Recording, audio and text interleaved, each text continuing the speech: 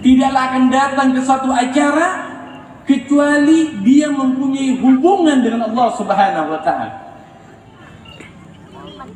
Misalnya, oh saya datang ini karena saya punya motor, Beb. Emangnya cuma Anda saja yang punya motor? Yang lain banyak yang ada motornya, malah ada yang 2, 3, tapi tidak datang ke acara yang kayak gini, tidak mau dia datang. Kenapa dia tidak datang? Karena dia tidak diundang oleh Allah Subhanahu wa Ta'ala. Ayo ikhwan, jika Anda mempunyai satu acara, jika Anda membuat satu acara, Anda akan mengundang orang-orang yang Anda kenal. Anda akan mengundang keluarga dekat Anda. Misalnya ada satu orang buat acara besar. Loh, ini siapa yang datang? Oh, ini keluarga saya. Makanya diundang. Yang ini, oh ini sahabatnya saya. Yang ini, oh ini besannya saya. Jadi yang diundang di acara ini karena dia mempunyai hubungan dengan Allah Subhanahu wa Ta'ala. Jadi ikhwan akhwat sini sekarang punya hubungan dengan Allah. Punya hubungan dengan Allah. Ada tetangganya dekat sini juga, tinggalnya di daerah Marhaban juga, tapi tidak datang. Kenapa dia tidak datang? Karena mereka tidak diundang oleh Allah Subhanahu wa Ta'ala. Tapi jangan juga nanti pulang itu ikut acara Isra Mi'raj tadi. Wah, Anda ikut. Wah, ente tidak ada hubungan dengan Allah ini. Mungkin kena kempes gitu. Jangan bilang kayak gitu juga, jadi masalah juga itu. Ayyuhal ikhwan ahawat rahimani wa rahimakumullah. Tadi suara Ustaz Bakri, suara kita semuanya bersalawat kepada baginda Rasul sallallahu alaihi wasallam. Luar biasa. Hebat.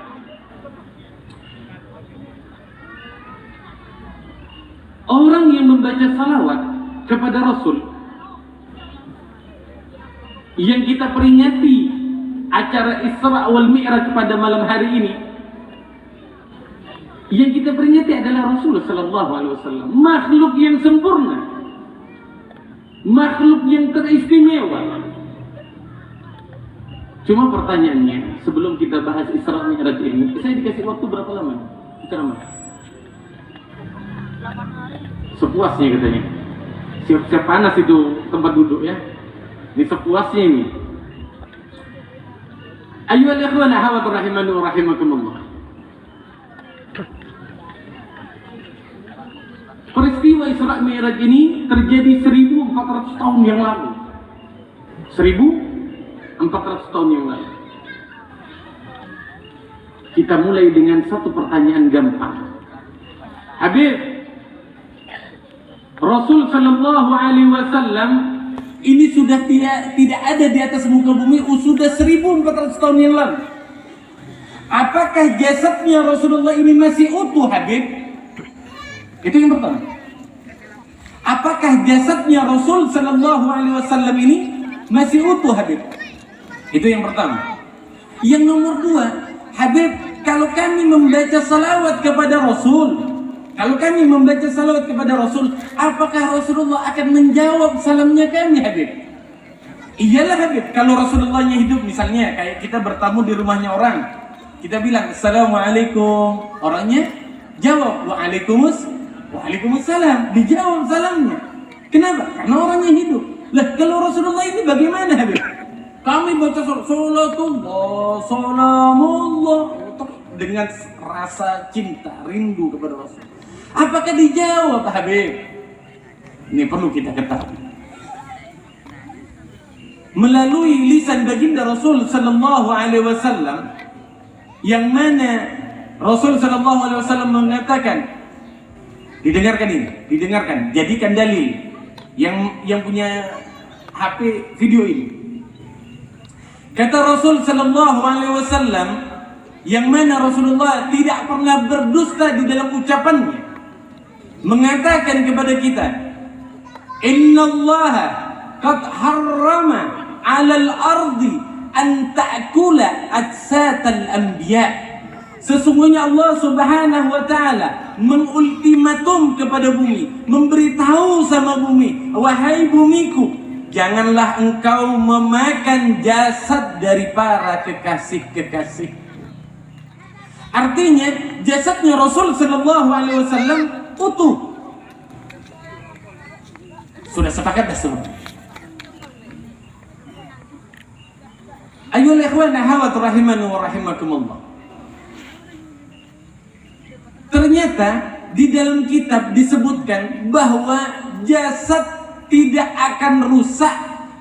Ada beberapa orang yang jasadnya tidak akan rusak, tidak akan hancur.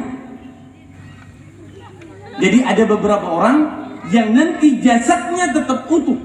Bukan hanya jasadnya, kain kafannya utuh. Pernah lihat ada orang digali kuburannya entah 10 tahun, 20 tahun setelah digali utuh? Pernah ya dilihat ya? Alhamdulillah. Yang pernah alhamdulillah. Itu saat digali kuburannya, itu bukan hanya jasadnya yang utuh, tapi apa? Bahasa Madura kain kafan. Labun. Labunnya kain kafannya utuh. Yang mana kita tahu, yang namanya kain ini kalau 20 tahun disimpan hancur. Lah ini kenapa kain kafannya kok masih utuh? Apakah kain kafan sholat? Enggak, kain kafan enggak sholat. Apakah kain kafan sedekah? Enggak, kain kafan enggak sedekah. Terus kenapa Habib kain kafan orang yang jasadnya utuh itu enggak rusak ya Habib? Karena kain kafannya menempel kepada jasad orang yang diridhai oleh Allah Subhanahu wa taala. Kita ini ingin menjadi kain kafan. Makanya datang ke peristiwa Isra wal Mi'raj agar apa? Nanti jasadnya kita tetap diutuhkan oleh Allah Subhanahu wa taala. Ada beberapa orang yang jasadnya diutuhkan oleh Allah. Nah, ini biar tahu apakah nanti jasadnya Anda ini akan utuh atau enggak. Lihat ini, masuk enggak Anda? Yang pertama,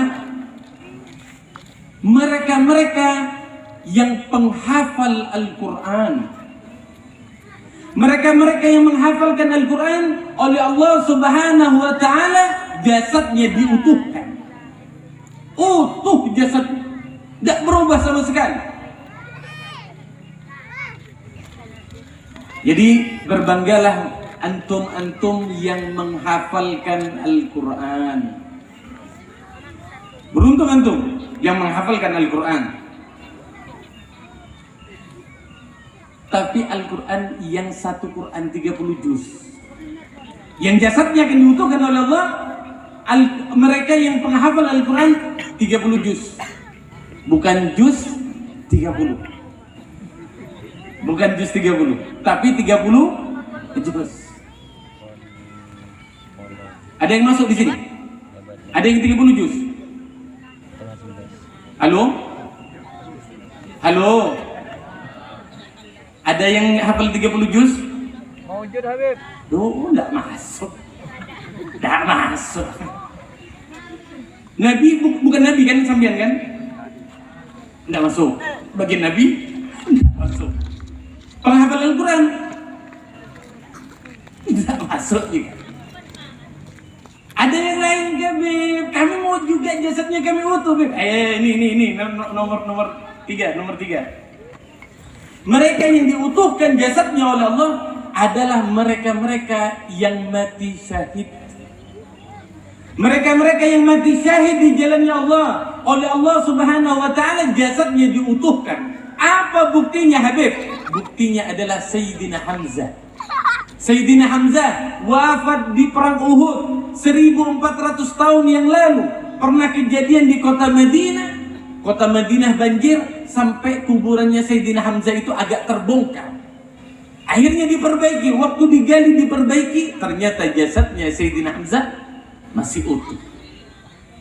Jadi orang-orang yang mati syahid adalah mereka-mereka yang akan diutuhkan jasadnya oleh Allah Subhanahu wa taala. Siap mati syahid? Siap mati syahid? Siap mati syahid? Kalau antum siap mati syahid, saya mau ngetes. Antum nanti pulang bilang sama istrinya, "Dek, abang mau kawin gua." Berani? Berani enggak? Nanti pulang bilang sama istrinya, "Dek, abang mau kawin 2." Berani? Berani enggak? berani. Sama perempuan ente takut, apalagi sama musuh laki-laki ente. Sama musuh perempuan aja takut. La haula wala quwwata illa billah. Mau matinya mati syahid.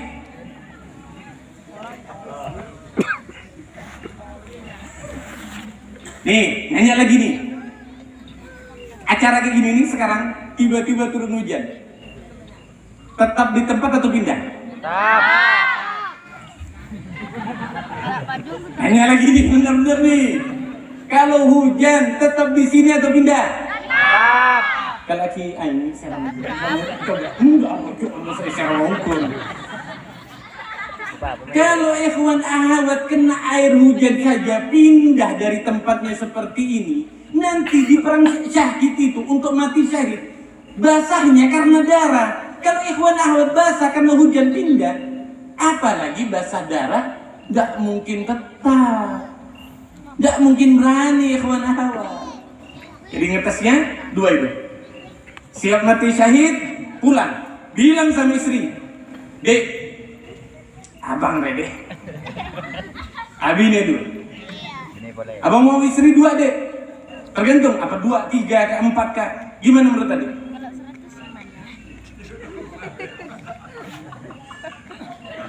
Begitu.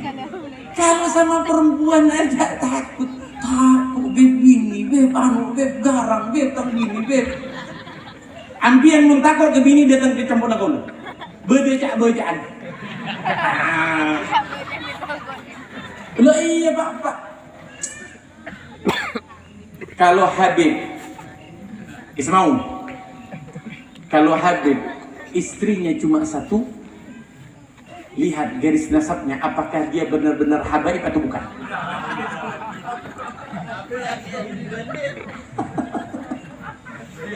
Jadi kalau Habib istrinya satu, lihat garis nasabnya benar Habib atau bukan dia. Ayo ikhwan ahwat rahimani wa rahimakumullah. Jadi yang namanya takbir, wah siap takbir, siap mati, takbir Allahu Akbar, siap akbar, diikat Allahu Akbar. Itu bukan kayak gitu.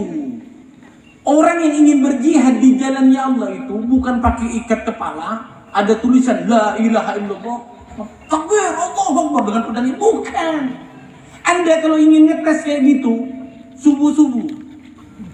subuh-subuh pakai ikat kepala la ilaha illallah Muhammad Rasulullah, kalah tong-pentongan apa? Pas masuk ke kamar putra Nabian, nak cek nak, mun bana tak cek nak, pupu ke bingko nak takbir Allah Akbar. Nggak usah cerita takbir mau perang sama orang kafir, anaknya dulu baru dia bisa berjihad ke yang lain. Anaknya dulu. Ditong boleh. Ampian Nabi masuk Nabi ampian? Tak masuk. Penghafal Al-Quran?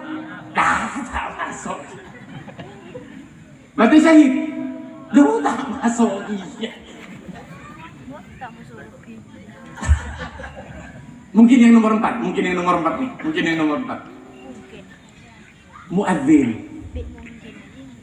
Muadzin jasadnya diutuhkan oleh Allah Subhanahu wa ta'ala.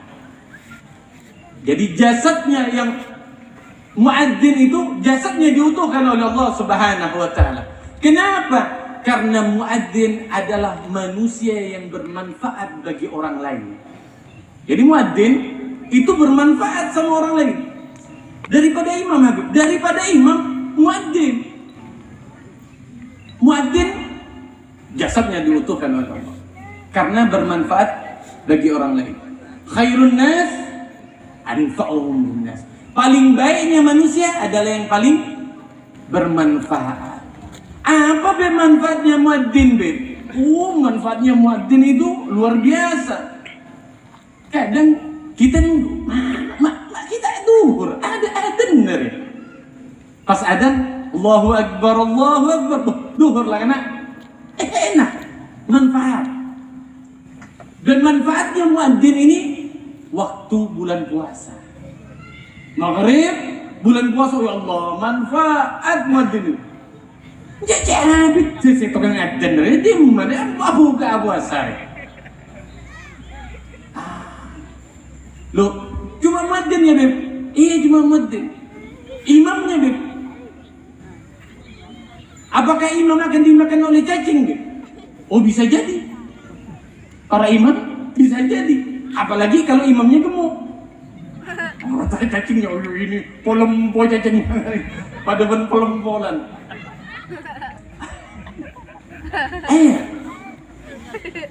Kadang juga imamnya ini terlalu gaya. Imamnya gaya.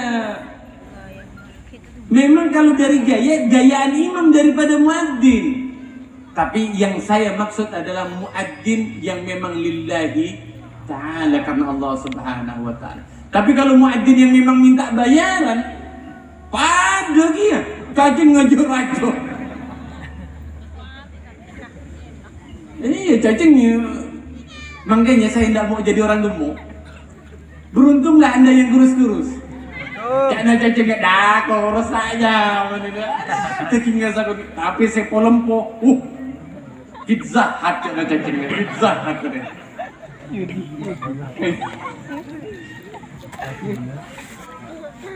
Banyak cacing ni. Tapi muadzin yang hanya minta bayaran itu mati. Kenapa kok imam? Imam ini kadang menyakitkan hati. Udah nunggu 10 menit. Imamnya tidak muncul. Akhirnya ditunjuk si muadzin untuk menjadi imam. Waktu muadzinnya mau maju, ada yang batu dari belakang. Ternyata imamnya baru datang. Agak ya. Itu terjadi di Singkawang. Oh, marhaban dah. Daerah marhaban. Aduh. Imamnya tepat waktu. Oh, imamnya tepat waktu. Malah sebelum adzan sudah ada di situ imam. Apalagi namanya Imam Samudra kan ya.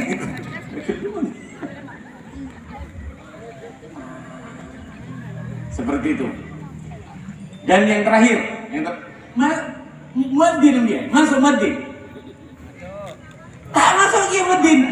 La haula wala quwata illa billah. Nabi tak masuk.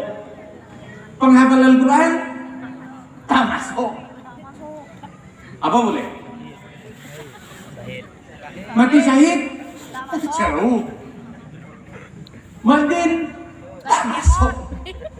Maksudnya apa gini? Saya nomor 5. Kita kempangnya dulu. Mereka yang setelah habis sholat membaca wirid ayatul kursi.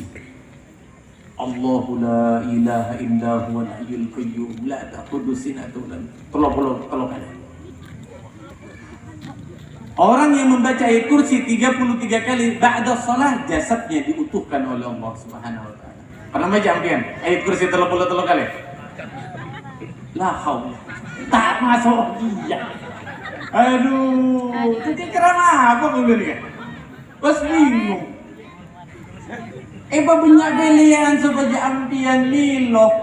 Sebagai milo, pas tak milo sakit. Allah. Gibon, telepon cerita Isra Mi'raj, Gibon. Kita cerita Isra Mi'raj. Kata ban bangun dulu. Apa?